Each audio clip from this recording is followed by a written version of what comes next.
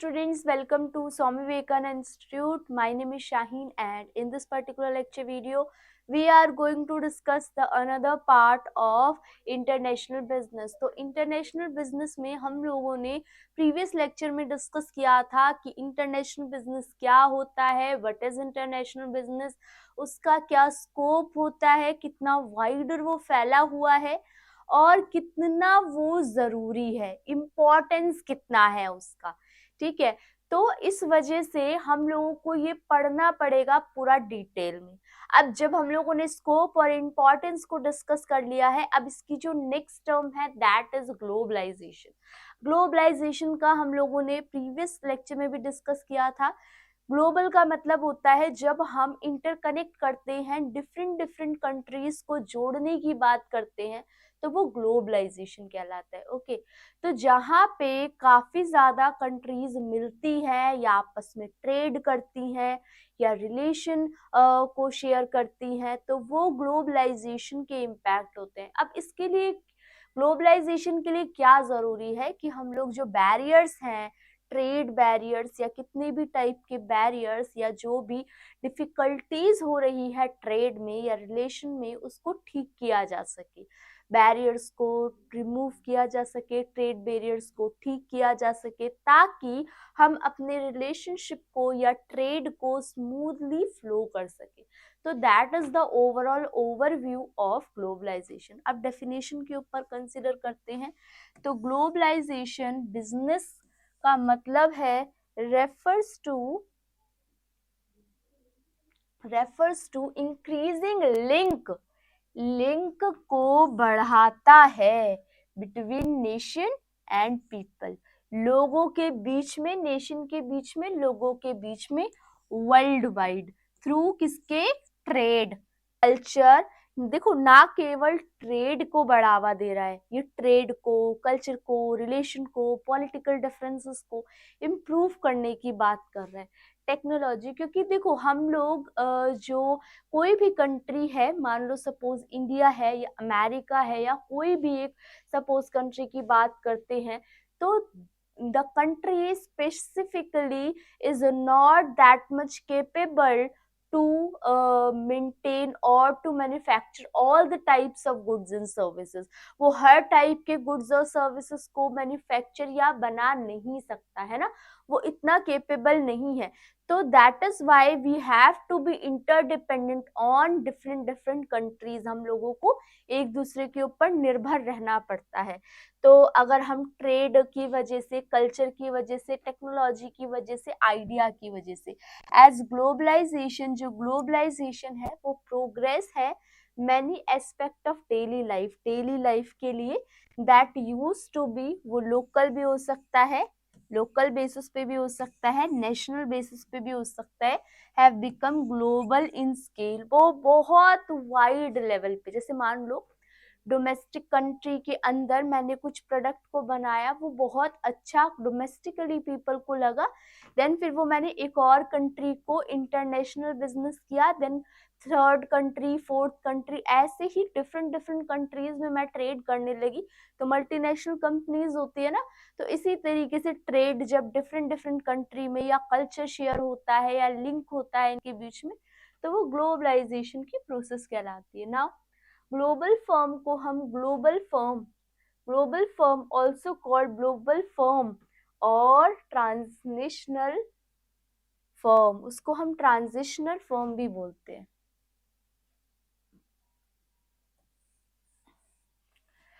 Is a firm that has functions, जिसके functions हैं जो कि रन करते हैं, रन ट्रेड, अलग अलग कंट्रीज के अंदर वो डील करते हैं। जो ग्लोबल फर्म है उसके कुछ एग्जाम्पल हैं, जैसे Toyota.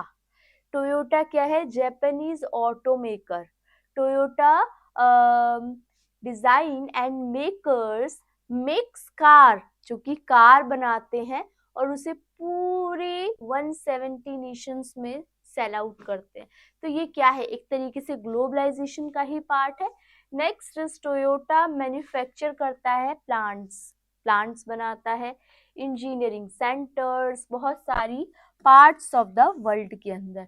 A majority of cars, जो बहुत सारी कार्स बनती हैं, its sales are made outside of Japan.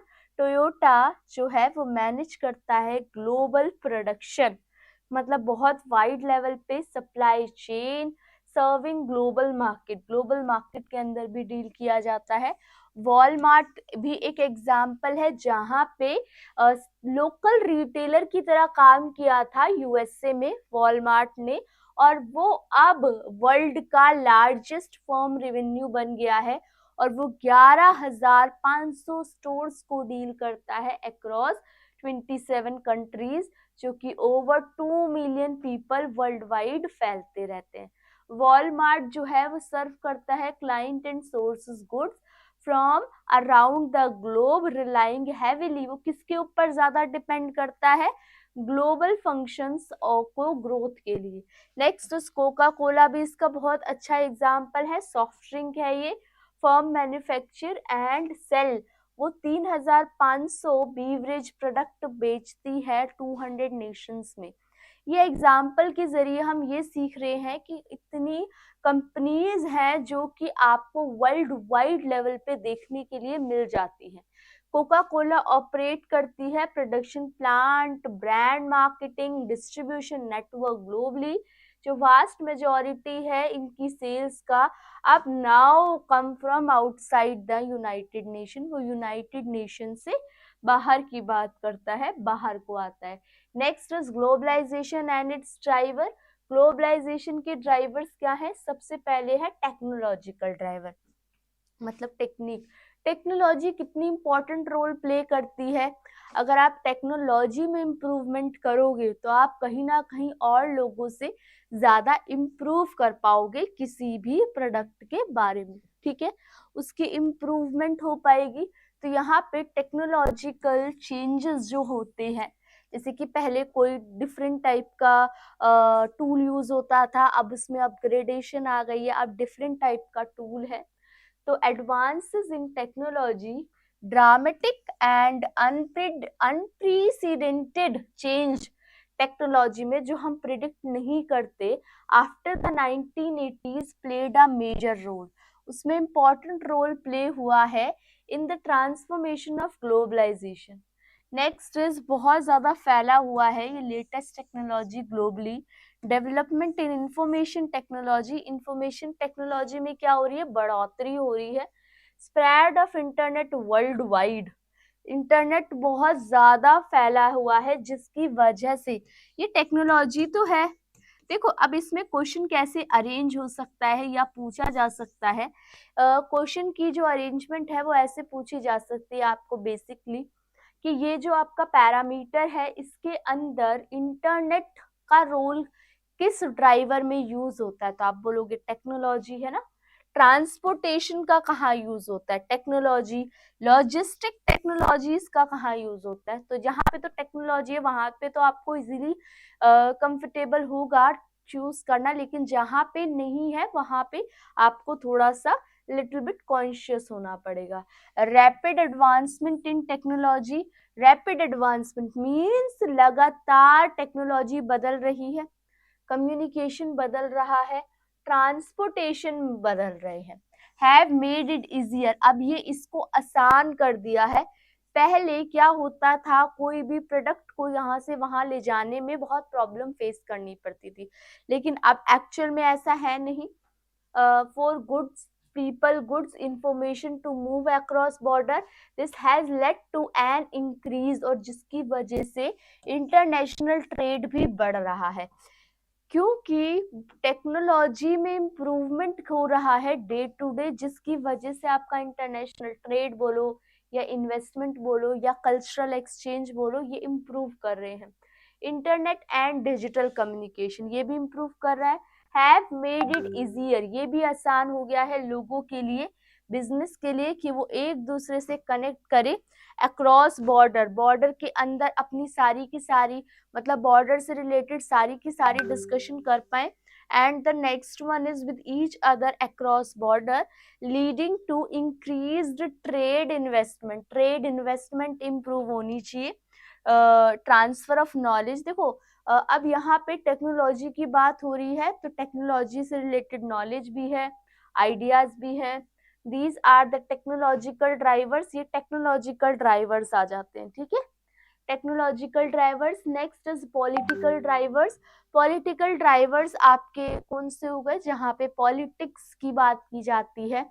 Different different countries के अंदर डिफरेंट डिफरेंट गवर्नमेंट है, तो वो उनका रोल अलग रहता है, ठीक है, उनकी बात कर रहे हैं यहाँ पे। Regional integration. रीजनल इंटीग्रेशन एक ऐसी प्रोसेस है जहाँ पे या तो नेबरिंग कंट्रीज या डिफरेंट टाइप की कंट्रीज है जो कि कहीं ना कहीं ट्रेड करती हैं, किसी ना किसी तरह कनेक्टेड है, तो उनके ना ग्रुप्स बना दिए गए हैं और ग्रुप्स में आपस में वो डील कर रही हैं, ट्रेड को फ्री करने की कोशिश कर रही हैं, पॉलिटिकल रिलेशन को इम्प्रूव करने की कोशिश कर रही हैं, लॉ वगैरह की इम्प्रूवमेंट करने की कोशिश कर रहे हैं, उसके बारे में। agree to improve cooperation through shared institution and rules। Examples के लिए European Union, SAARC, NAFTA, ASEAN, EFTA, ये इसके एग्जाम्पल हैं। अच्छा, अब इनके अंदर से घुस घुस के क्वेश्चन पूछा जाएगा आपको, ठीक है। मतलब इसका कहने का मतलब है इसमें से डिटेल क्वेश्चन बनना जरूरी है। क्यों? क्योंकि या तो आपके ऑब्जर्वर कंट्री पूछ सकते हैं एग्जामिनर, या आपसे मेंबर कंट्रीज पूछ सकते हैं। क्योंकि जब मैंने इस एग्जाम को क्लियर किया था, उस टाइम पे जो एग्जाम में क्वेश्चन पूछा गया था वो ऑब्जर्वर कंट्री से आया था, है ना। तो आपके लिए ऑब्जर्वर कंट्री जरूरी है, ये कब बना, किस कब स्टैब्लिशमेंट हुआ, इसका हेडक्वार्टर कहाँ है, ये सब अपने आप में एक इम्पॉर्टेंट रोल प्ले करता है एग्जाम के सिनेरियो से, ठीक है।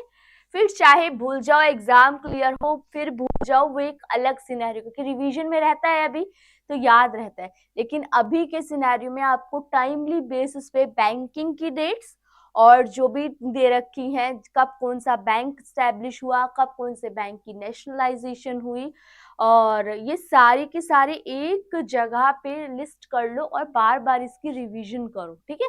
जैसे हायर एजुकेशन में भी काफी सारे पॉइंट्स ऐसे आते हैं, कौन सा है, हंटर कमीशन है ना, और डिफरेंट डिफरेंट कमीशंस वगैरह हैं, ठीक है।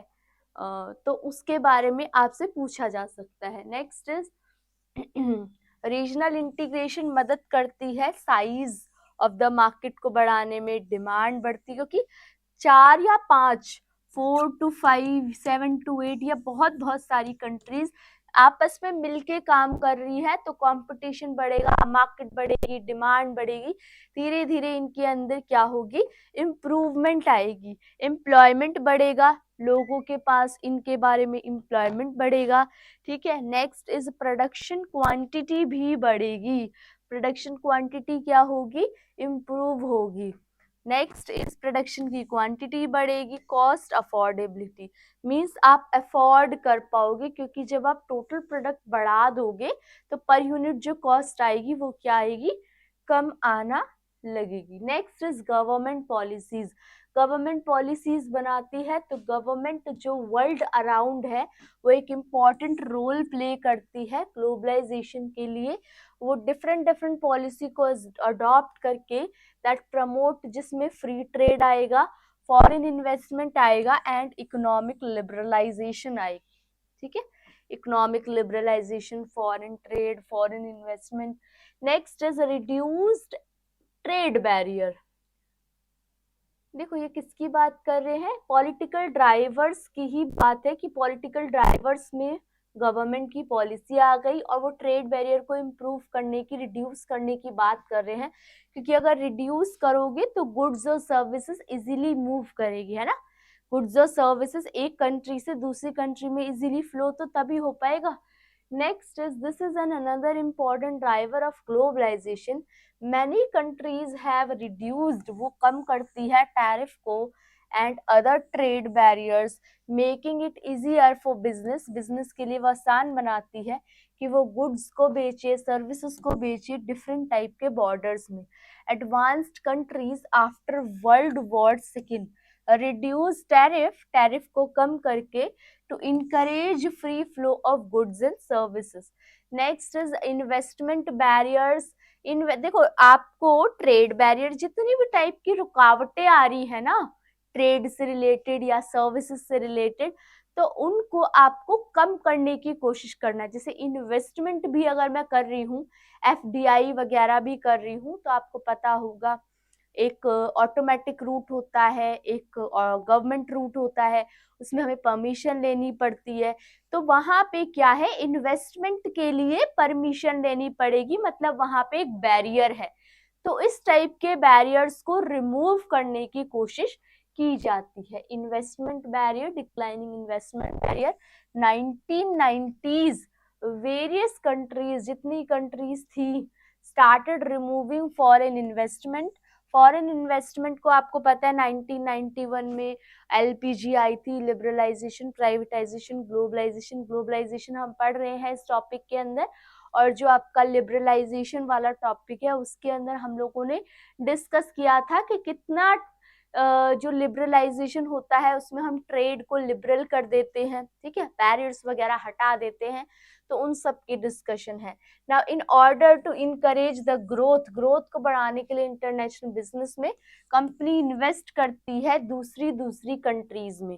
कंपनी क्या करती है, इन्वेस्ट करती है इन कंट्रीज और ऑपरेशन सेटअप करती है इन्वेस्टर्स में, एंड कैन बाय स्टॉक, ताकि वो स्टॉक खरीद सके, बॉन्ड्स खरीद सके, जो कि अलग अलग कंट्रीज में सिचुएटेड है।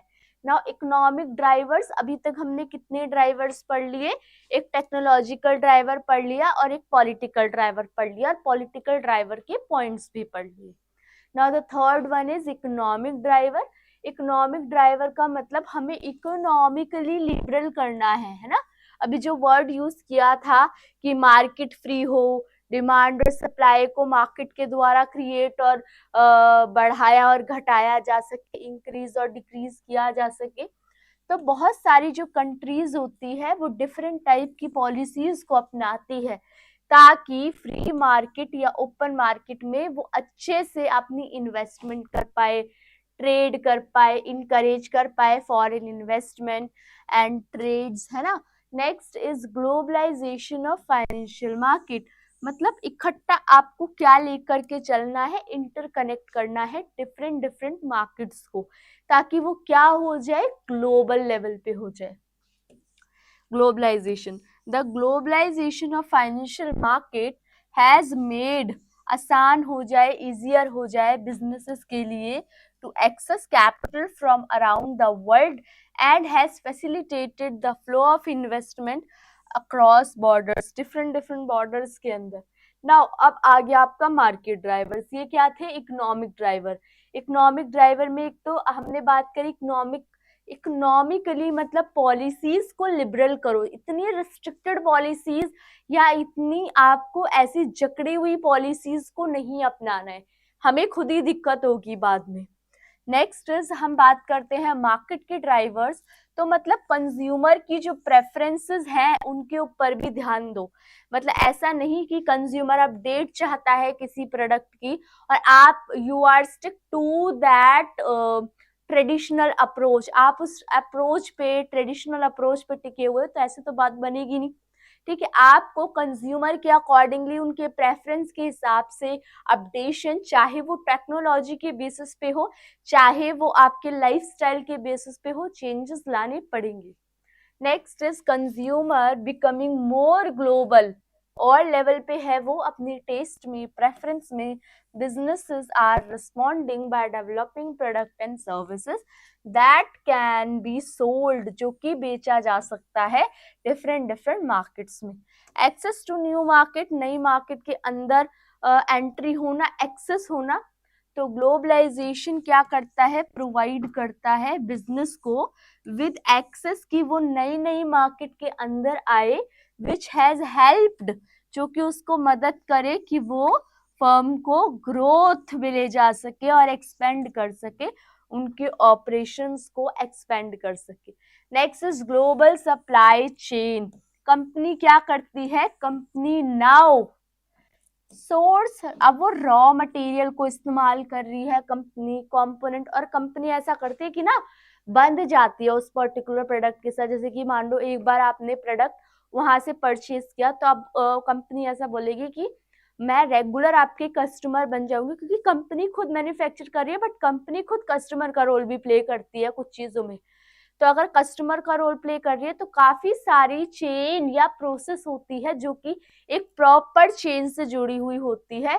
काफी सारी चीजें होती है जो चेन से जुड़ी हुई होती है, जैसे रॉ मटेरियल हो गया, उसके कंपोनेंट्स हो गए, लेबर हो गए अलग अलग कंट्रीज के, ताकि to create a final product leading to increased efficiency, efficiency बढ़ सके और कॉस्ट सेविंग, यहाँ पे कॉस्ट सेविंग हो पाए।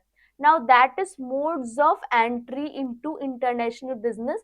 कितनी तरीके से हम इंटरनेशनल बिजनेस में एंटर कर सकते हैं, ये वाला जो टॉपिक है वो हम नेक्स्ट क्लास में डिस्कस करेंगे, क्योंकि short short span of time में आपको डिफरेंट डिफरेंट टॉपिक्स मिलेंगे, तो आपकी जो रिवीजन है वो एग्जाम पॉइंट ऑफ व्यू से अच्छे से हो पाएगी। Now it's your duty to try बहुत सारे क्वेश्चंस, है ना, मैं बार बार बोलती हूँ n नंबर ऑफ क्वेश्चंस, तो आप लोग कंफ्यूज होते हो, तो आप लोग को बहुत सारे क्वेश्चंस प्रैक्टिस करनी है, PYQs प्रैक्टिस करनी है टॉपिक वाइज, ठीक है, ताकि आप लोग एग्जाम पॉइंट ऑफ व्यू से कहीं भी गलती ना करो। PYQs is the best option, ठीक है।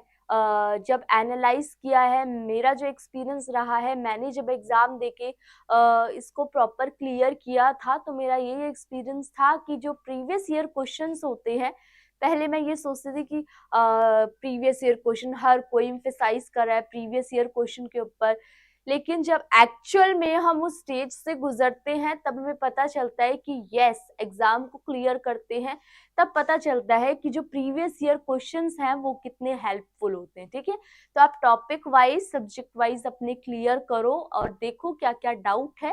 अगर कोई डाउट होता है तो आप लोग पर्टिकुलर सेक्शन के अंदर, कमेंट सेक्शन के अंदर मेंशन करो कि इस टॉपिक के अंदर डाउट है। अदरवाइज आपको कोई और टाइप के लेक्चर्स की रिक्वायरमेंट हो तो भी आप लोग कमेंट सेक्शन में मेंशन करते हैं। अब आप लोगों से नेक्स्ट लेक्चर वीडियो में मिलेंगे। Thank you for watching.